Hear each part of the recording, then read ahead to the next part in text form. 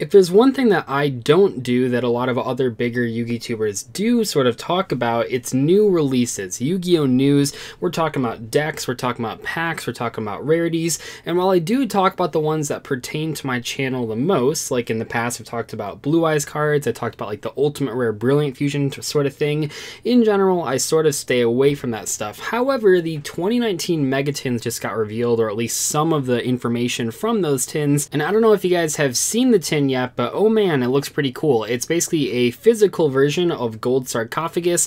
Very interesting, and it seems like they're really pushing Gold Sarcophagus because if you remember at the 200th YCS, that was on the matte design as well. Pretty cool, iconic prize card from back in the day, and still sees play sometimes. I mean, it's recently limited, but people are still playing it in different Thunder Dragon variants, and it's overall a very solid card, an iconic card. Really cool to put it on the Mega Tin, and also sort of note that there's only one Mega Tin, or at least we're pretty sure there's only one Mega Tin. It's just the Gold Sarcophagus. However, there's a whole bunch of variants in the promo cards that you can get. We're actually going to speculate about some of the promo cards that they hinted at in one of the final paragraphs in that description. In every single Mega Tin, you're going to get 5 promo cards. 2 cards from what they call a set of 6 new cards, 2 cards from a set of 5 cards, including the Egyptian God cards, but those ones are like iconic ones from the anime, and then 1 of 3 new World Premiere cards, and then the listed description that we'll talk about later on in this video. First off, I did just want to mention just real quick, a lot of people seem to miss the fact that the first thing that they list, the 2 cards from the set of 6 new cards, doesn't say World Premiere cards, which I think means it's going to be stuff that was already out in the OCG, and it says that it has art by Kazuki Takahashi. I'm probably mispronounced that in some way. I always mispronounce things, but I think that might actually be hinting at some long-awaited OCG cards and card artworks that we simply haven't seen in a very, very long time. Cards that came out years ago in the OCG and we never got imported because Kazuki Takahashi, I guess, didn't want to change the artwork of them, so he said you can't have these until you don't change the artwork. So it looks like they're finally settling down and saying, okay, we'll import those cards to TCG without changing the artwork.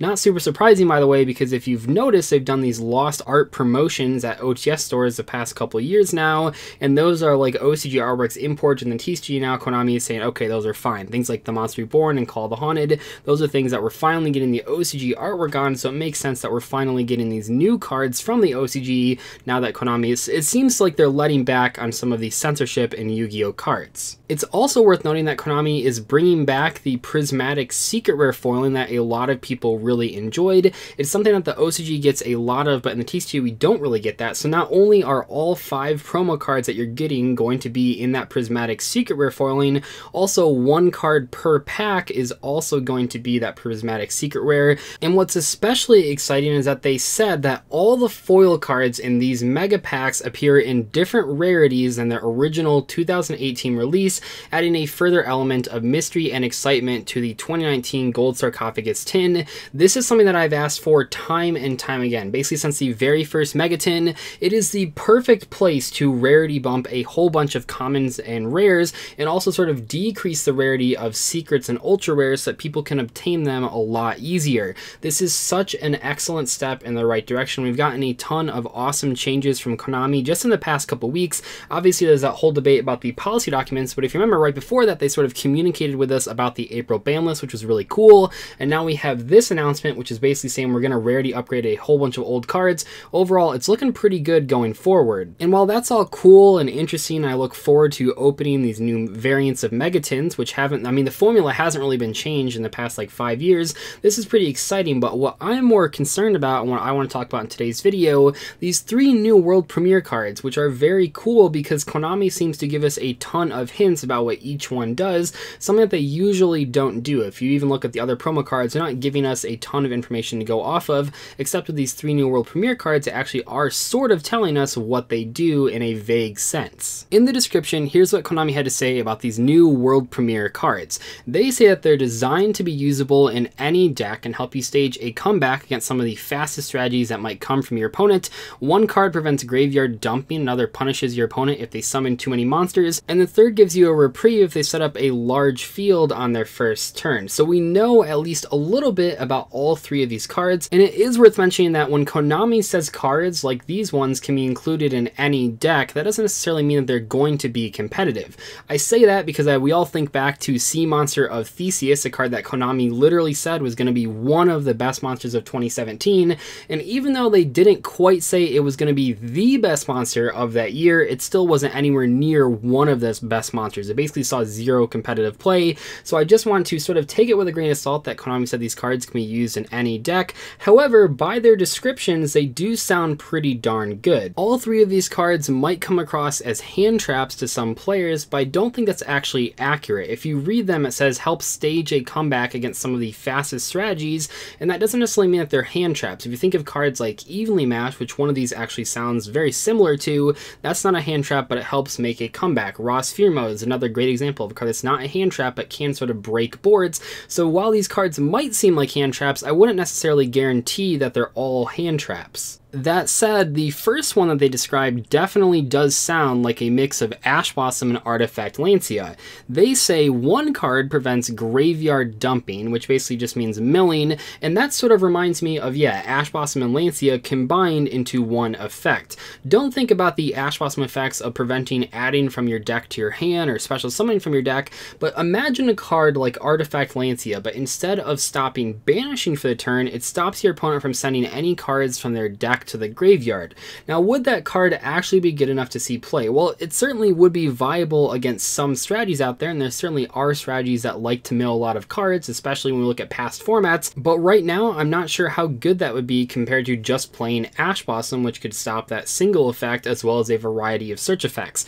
Obviously, it'd be pretty good against Salamangreats, and it has some applications against both Sky Strikers and Thunder Dragons, but by the time that this comes out, I think a lot of those decks won't be as competitive, or hopefully there'll be a new ban list or a couple new ban lists by that time. Salamangreats is probably the most likely to be viable by the time that August rolls around, but I am sort of wondering, do we really need a card that's like Artifact Lancea but for milling? I feel like searching and drawing is a much bigger issue to a lot of players out there, but still, it is interesting to think about an Artifact Lancea that stops all milling for the entire turn. Maybe in some later format, if all the top decks are revolving around that sort of effect, it would be very viable, but right now, we'll have to wait and see. The second card that they describe is very similar to the third card that they described, so I'll sort of try to separate them in my description, but the second card they say punishes your opponent if they summoned too many monsters, and the key word here is too many. Now, when I hear this, the first thing that came to my mind is like a hand trap or something similar to that, where it's like summon limit. While most floodgates like summon limit are designed in mind to not be good going second, that's sort of how they're balanced in some way, shape, or form, this is maybe Konami admitting that summoning has gotten way too much out of hand. This would also lead, if this hand trap or whatever this card is, if it's very, very powerful, that would mean that Konami would be able to not go as hard against those heavy combo decks on the ban list just because a hard counter exists. I'm not necessarily saying that cards like Max C or a hand trap version of Summon Limit automatically fix every single format, but when they exist, it definitely leads people to not play as many combo decks just because those cards are out there and able to counter those decks. We should look at the OCG format as well to see that Maxi is at 3 copies per deck, and by getting this card, if it's anything like it, that's the description is sounding like, it might mean that Konami is not planning on bringing Maxi back to the TCG anytime soon. And I would say that it would be sort of a comeback mechanic, but the third card that they describe seems much more likely to be like cards like Evenly Match or Raw Sphere Mode, which really makes this interesting dynamic. So the third card has to sort of deal with large fields. That's what it's sort of telling us in this description, and that sort of sounds like already cards that we have out there. Things like Regeki, things like Evenly Match, things like Raw Sphere Mode, those are all cards that are used to break giant boards, and in the past have seen tons of competitive play. So this third card not only has to be different from those cards that are already in the metagame, but also different from the second card, which apparently punishes your opponent if they summon too many monsters.